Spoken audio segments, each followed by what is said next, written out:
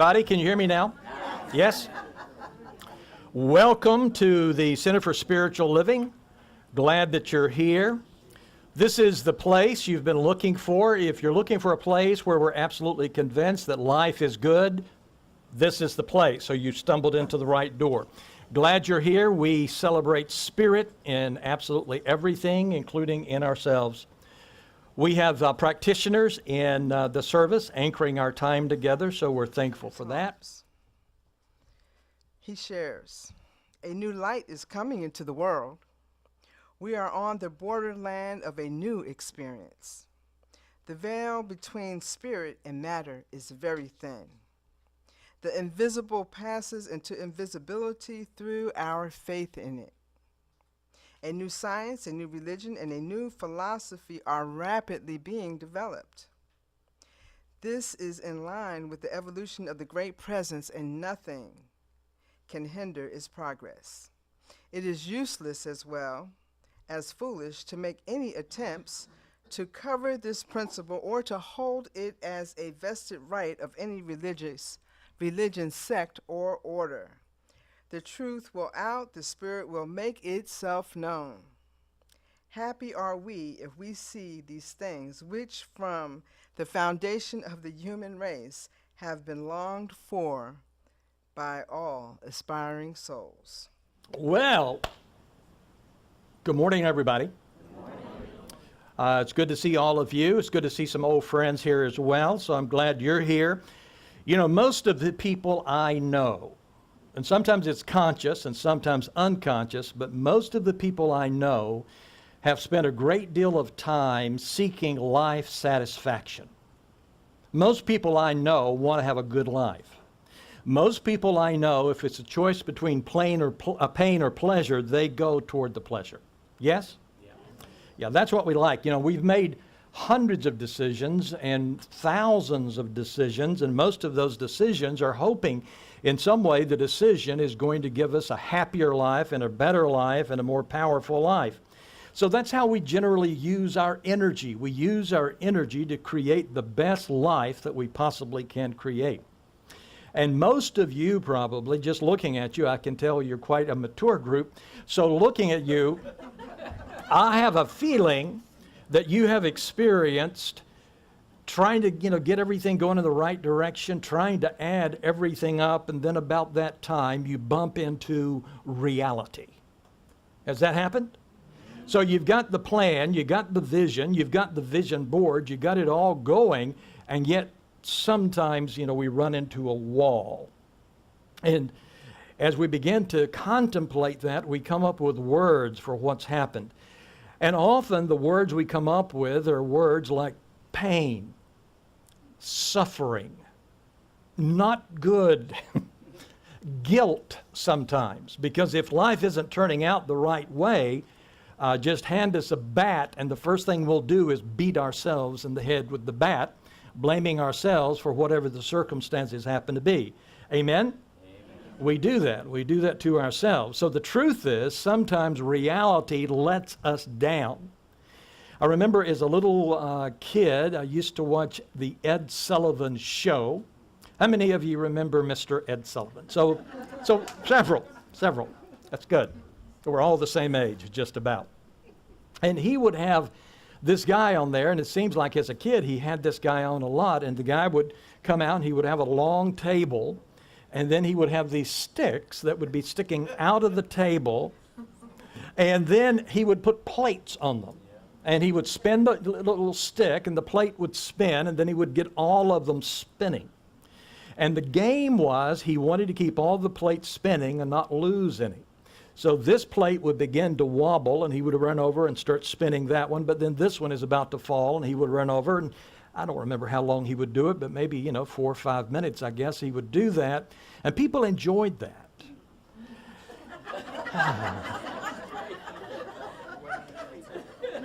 It's kind of funny. I don't know if we'd enjoy it as much now, but we used to enjoy it.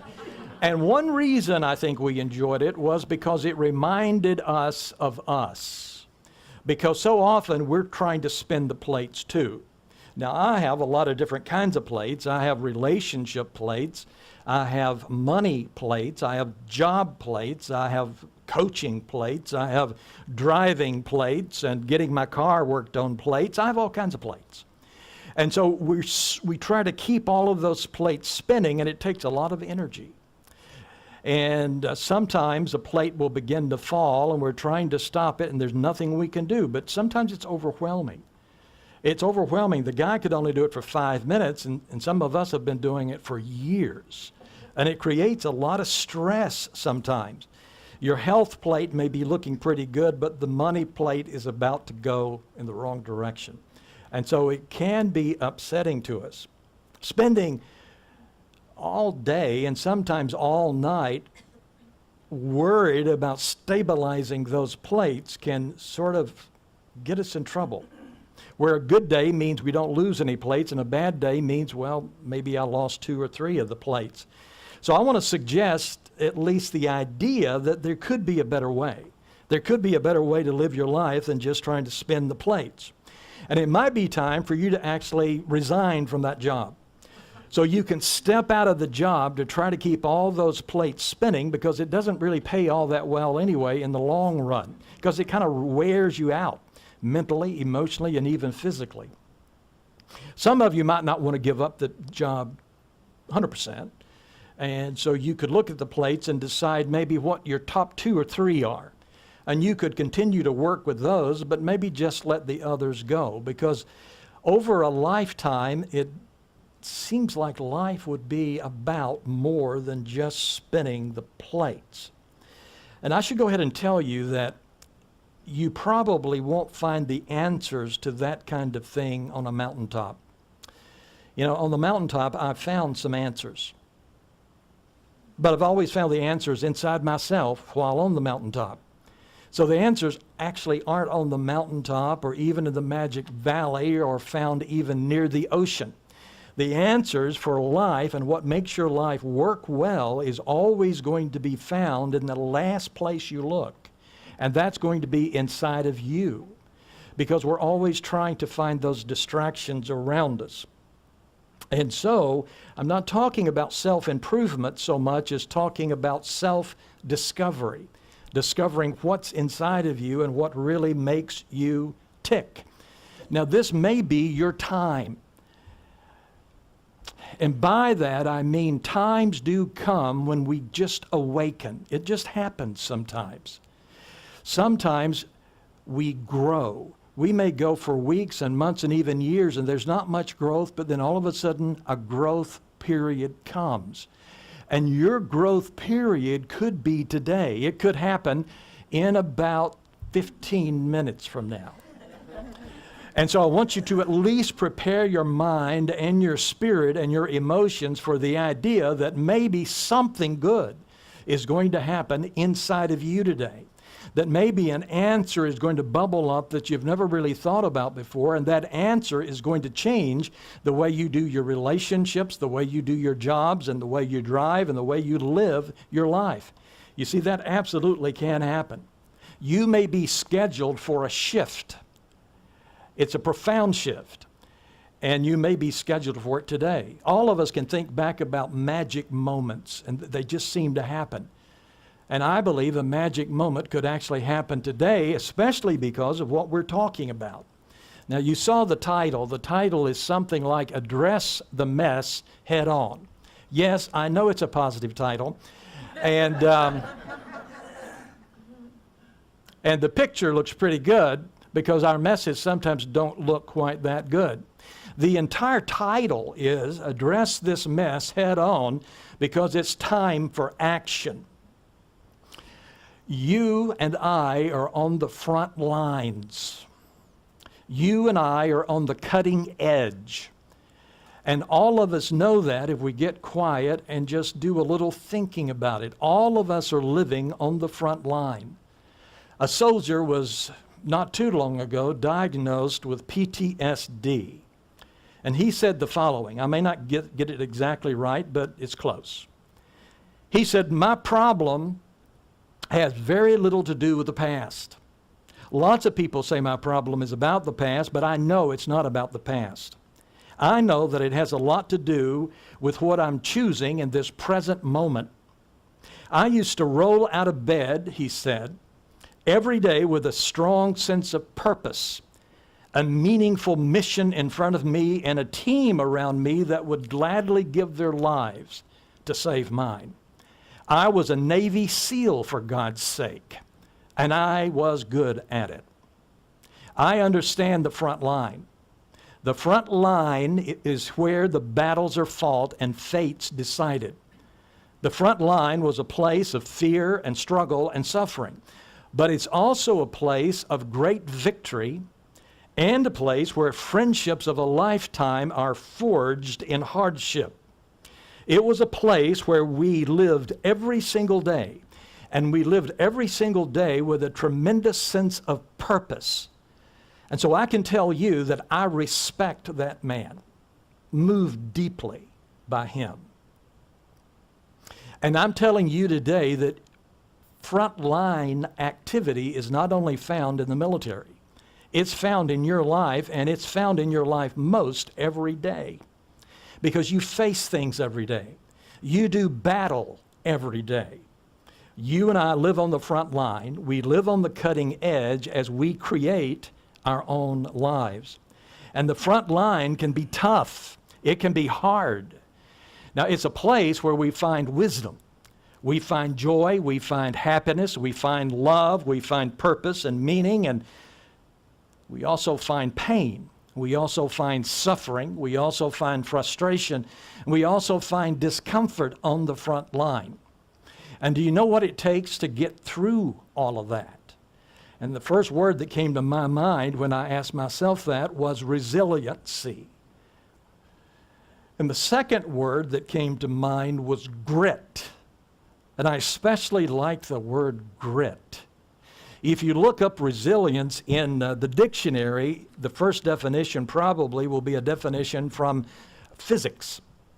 And it will say something like this: resilience is the capacity of a strained body to recover its size and shape. Elasticity is the name. And it would say that if something's under pressure, it changes, and then you take the pressure away, and it bounces back. And we even apply that idea to human beings. We say that person is resilient, they can bounce back. I want to suggest to you that people don't bounce back like basketballs. We're much too complex for that. Once the pressure is applied, our lives are never really quite the same. They're just not. And so we may be able to move through it.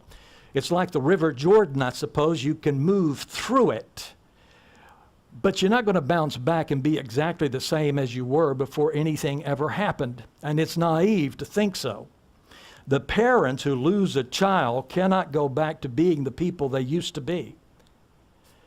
You ship a 19-year-old off to war, and that individual, man or woman, is never coming back. They may come back physically, but they're not going to be the same person that left because they've been through some things. And you won't find the same man or the same woman even after a parent transitions or the parents die, because we are forever changed by those kinds of events and circumstances, and it's naive to think otherwise. We're setting ourselves up to think otherwise. So there's no bouncing back, but there is a moving through. There is an integrating what happens in our lives in a way that can make us actually better and stronger people. You and I are forever moving. Somebody said, I think I mentioned somewhere, that if you're shooting at life, you have to remember that it's a moving target. And that's true with us. We are moving targets because change is always taking place. Your life is forever moving and forever changing. Hemingway said, the world breaks everybody. And afterward, many are strong in the broken places. And it's interesting. He says, some are broken and some are stronger. And what makes the difference? And I think the difference is made by the meaning, the true meaning of resilience.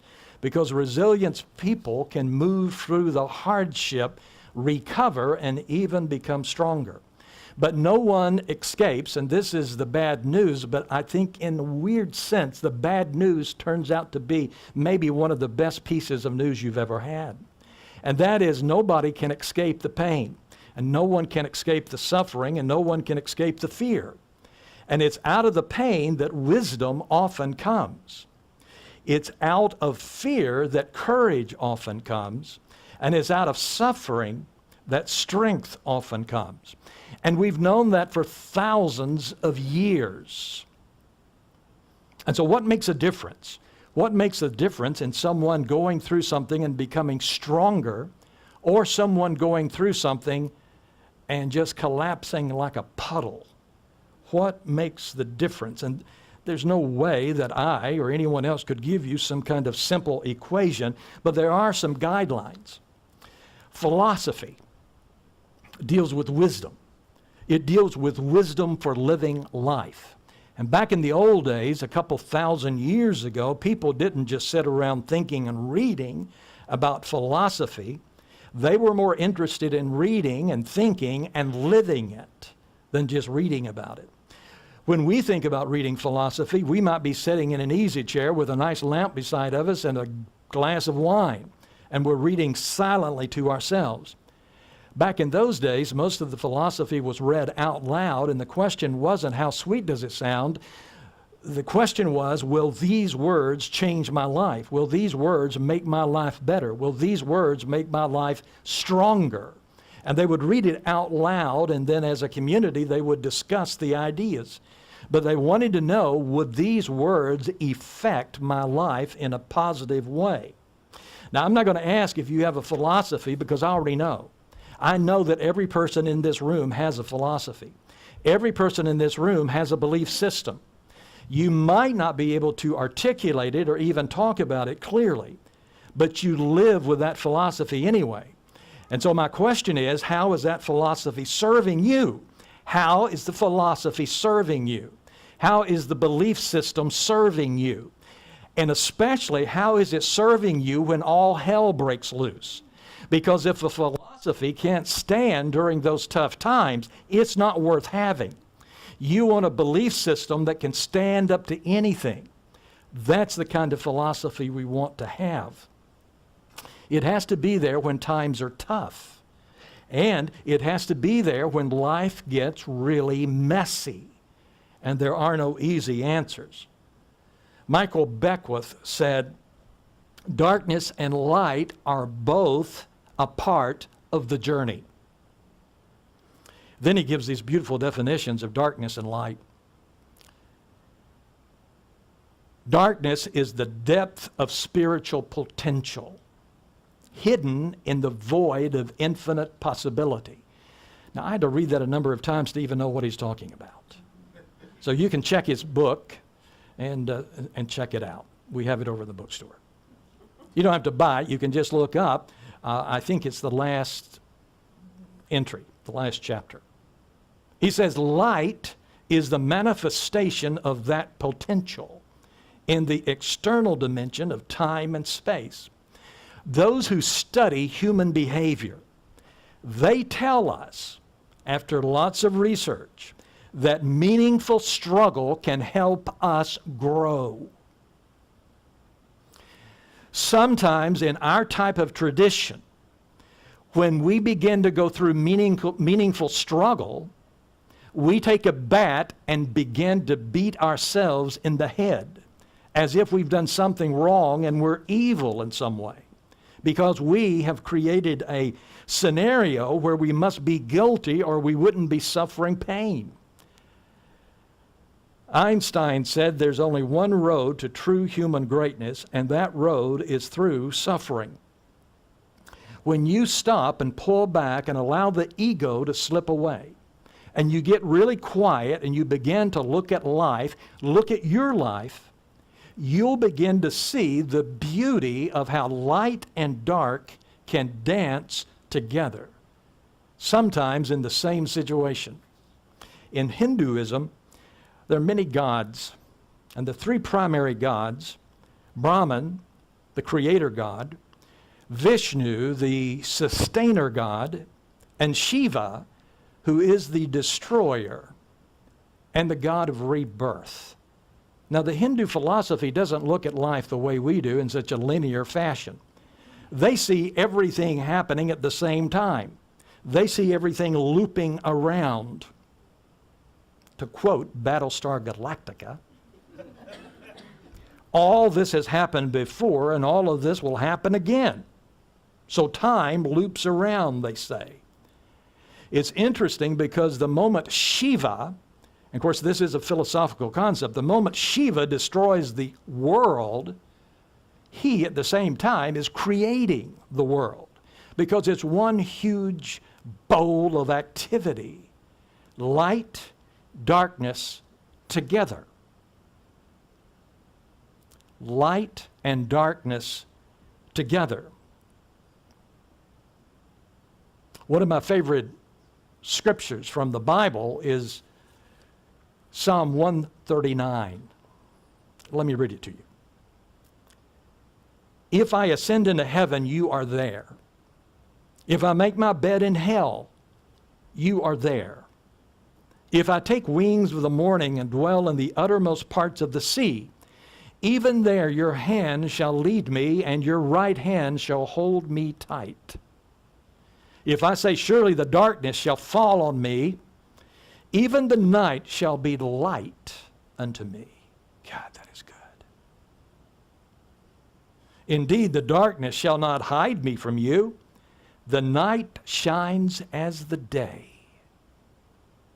The darkness and the light are both alike. That's what we want to do. Because otherwise we only rejoice when the light is shining. Maybe that's 50% of the time. Maybe if you're lucky, maybe it's 70. But you're missing so much. So if we can rejoice in light and darkness, it makes life so much sweeter. Byron Katie said it like this in her first book. Just the title says it all. The title is, I Love What Is. Sometimes great people run into a mess, and it does not diminish their greatness. Do you understand what I'm saying?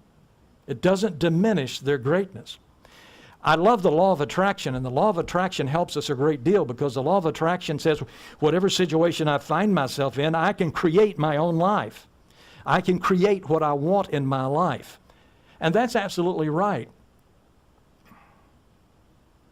But life is still a little more complex than just that, because sometimes we do bump into things that we don't like, and we can begin to create from that aspect. Over the last few years, I've heard some people give the impression that life doesn't contain pain. Life isn't supposed to contain suffering. And if it does contain pain or suffering, it means you've done something bad. It means you've done something wrong. And that's just a lie. A few years ago, I was talking to somebody who was, I considered a deeply spiritual person, wise, intelligent, studied for years. She and I were talking, and they were talking about another person, and so we'll say she and I are here talking, and the other person is back there somewhere. The person back there, and I can't remember the exact details, I believe they had lost a job. I believe they'd been diagnosed with cancer, stomach cancer, painful. Weren't sure how that was going to come out, and then relationships in their lives, one especially, had fallen apart. And this very wise, deeply spiritual person said to me, I wonder what he did wrong.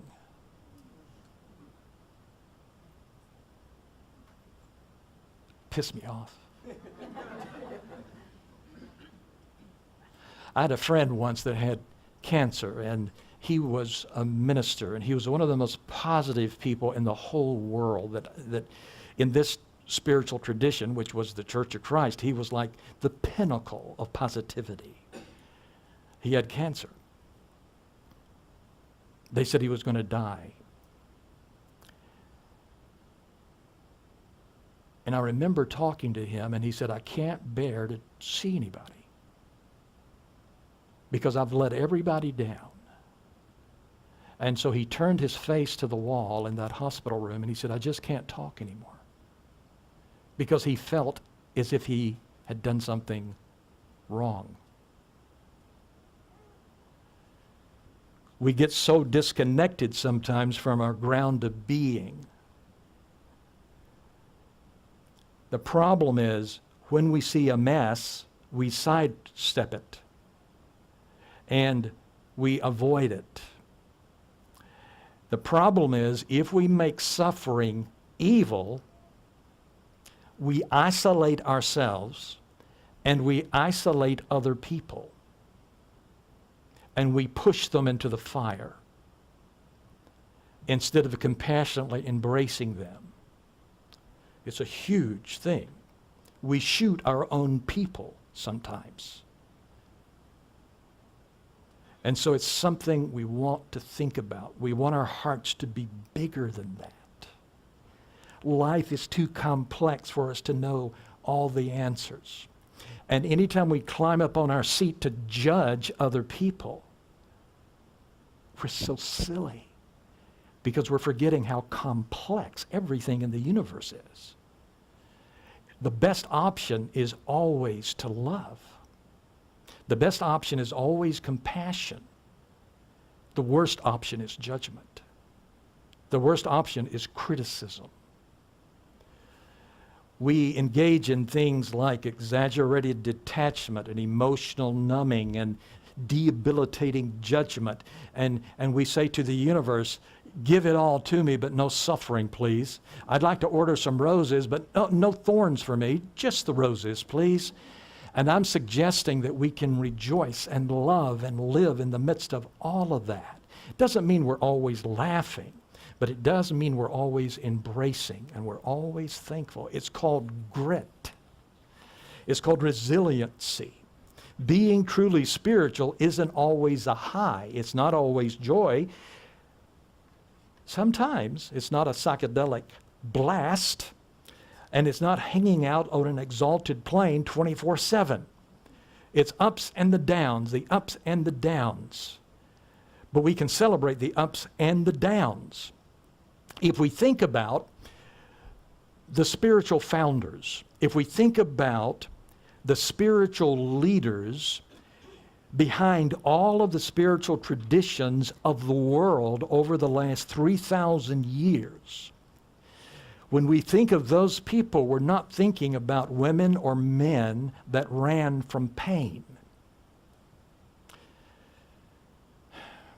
Those women and men knew a thing or two about suffering and a thing or two about moving through it with grace and power and even a certain kind of joy. They didn't minimize the hard side. We don't have to run from anything. We don't have to be afraid of anything. We don't run from anything because all of us have the grit to do it. And just saying, I've got the grit to handle that, transforms us inside. Sometimes I felt like a wee little baby pressed into a corner, afraid of things. And then I hear the soldier speak. And just hearing the words caused me to stand taller. And it will do the same for us. You are powerful, divine beings. And the light and the darkness both swirl around us. So here's what I'm saying, simply stated, life is life and God is part of all of it. Now I know we say that all the time. God is everywhere in its fullness. But if death occurs, we might not feel that. Or if a loss occurs, we may not feel it. My job loss, may not feel it. I have hurt my toe. I may not feel it. My head hurts a bit. Oh, there's no God in the headache. There's no God in this or that. And I'm not making light of any of that. But God is everywhere in its fullness. Spirit is everywhere, in delight, in joy, in health, in youth, in sadness, in anger, in being young and aging. And both of them are sweet. Both of them are sweet. And so God is in the ups and in the downs. A man came from to the Dalai Lama, and I read this story this week. Don't know when it happened, but a young man, 35, 40 or something, came to the Dalai Lama, and he said, I'd like to know what you would suggest to me so I can advance more quickly, so I can move into enlightenment, so I can be immune from the suffering of the world. And the reading said the Dalai Lama began to cry because he was moved so deeply. And he said, but there is no escape because there's nothing to escape from, he said. He said, this is incarnation, light, darkness, front lines, cutting edge stuff. That's what we're here for. And so what do? Number one, we name the pain. We name the pain, and we don't blame ourselves, and we don't blame someone else. We name it. Number two, we move toward it. We don't run, we don't hide, we allow it to move through us. No judgment. And then we can get beneath the surface and discover the original dynamic, perhaps, by saying, is there a lesson I can learn from this? And if there is, we learn the lesson. At this point, at my point in this incarnation, I view everything as my spiritual practice. I view everything as an invitation to grow. And so that means when something beautiful slams into me, I'm glad. And it also means if something that's not quite as beautiful slams into me, I say, wonder what wonderful thing will come out of this. I want to honor this incarnation. I don't want to blow this incarnation. I don't want to blow this incarnation. You can if you'd like. Maybe you can come back a number of times if you believe that. But I don't want to blow this incarnation. So that means I want to honor my thoughts. I want to honor my feelings, the good ones and the sad ones. I want to honor the body that I'm traveling in. I want to honor my friends. I want to honor the people in my life. I want to honor this incarnation. Spirit does not turn away from pain, and neither do we. We move toward it with compassion. We integrate body, mind, spirit, and shadow all together. We're not here to escape it. We're here to embrace it. We're here to illuminate it.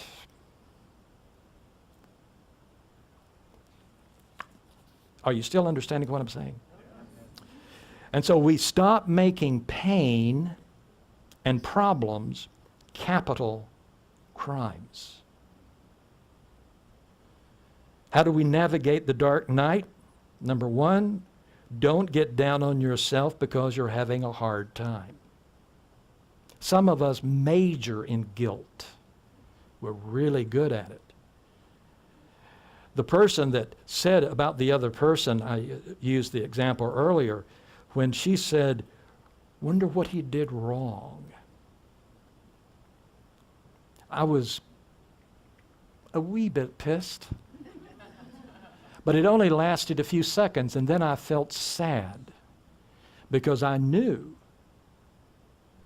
what she was shooting at that person, she was shooting at herself. And about a year later, some things began to happen in that person's life, and I knew that she was doing the same thing to her, you see. And so we don't want to get down on ourselves, and we don't want to get down on other people. Don't be thinking you're that smart to be able to judge what another person's doing and how they're behaving. Job, did I tell you about Job? Job is the oldest story in the Bible, they say. Job lost everything. He lost his cattle, lost his sheep, lost his 10 children, lost his wife. I think the wife was still there, but she turned into someone that he wanted to lose. And so he had lost everything. He lost his health, had boils all over his body. He's sitting in the garbage dump, scraping with pottery the sores on his body. And then 3 friends came by to help him out. And so they came and they said, we know you've done something really bad. So why don't you just confess your sins? Just go ahead and curse God and die. I mean, things are bad and we know it's your fault or it wouldn't be happening. The story goes on where God comes into the picture. And God says things like, do you know how the sun was created? Do you know how the stars move? Do you know how the universe works? Do you know how the earth works? Do you know how the soil works? Do you know how the fish swim? Do you know how the birds fly? And the answer was, I don't know anything. And the implication is stop judging. We don't know anything. We don't know anything. But what we do know how to do is love. And we do know how to have compassion for people. And when we do that, we are at the top of our game. Let me conclude by mentioning three things that Michael Beckwith says in his little book we have over in the bookstore. He said three things, and I loved what he said. I've practiced what he said. It really does work. And so here's number one. If you find yourself in the dark night of the soul, he says, number one, you ask yourself, what quality would I have to cultivate in order to have peace of mind in this situation? Because you see, that may be why the situation's there. It's helping you grow. It's not because you did anything bad. It's helping you grow. So what am I being guided to release so that I may evolve to my next level? Maybe it's going to be love. Maybe it's going to be peace. Maybe it's going to be joy. Maybe it's going to be generosity. Maybe it's going to be humbleness. Maybe it's going to be selflessness. Maybe it's going to be grit. But you pause and you ask, what quality could come alive in this situation? The moment you stop resisting the dark night and staring at the dark night, you create a condition where a beautiful quality, a beautiful plant can grow out of the mud in your own life. And you give your attention to that, and then your life is transformed. That really does work. Number two, he suggests prayer and meditation. And the prayer and meditation is with an understanding of who you actually are, that you are divinity. You live forever. Prayer and meditation. And then thirdly, he says, ask yourself, this is a great one, where and how can I give of myself? Where and how can I give of myself? Where can I express? Where can I radiate something good? What quality could you pour forth on other people to bless them? If you begin to do that, everything begins to change in your life. The perspective absolutely changes. How can I be of service to other people? That's how we do it. That's how we do it. And if we begin to practice this, then we're no longer afraid of anything. We're not afraid of the light, and we're not afraid of the dark.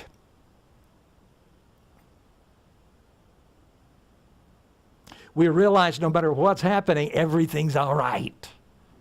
Everything's okay. Everything's okay. All is well with me. And we can even climb out of the light or climb out of the dark and say, life is good. Life is a blessing because we are eternal beings. It's amazing. Let's turn within and reflect for just a moment.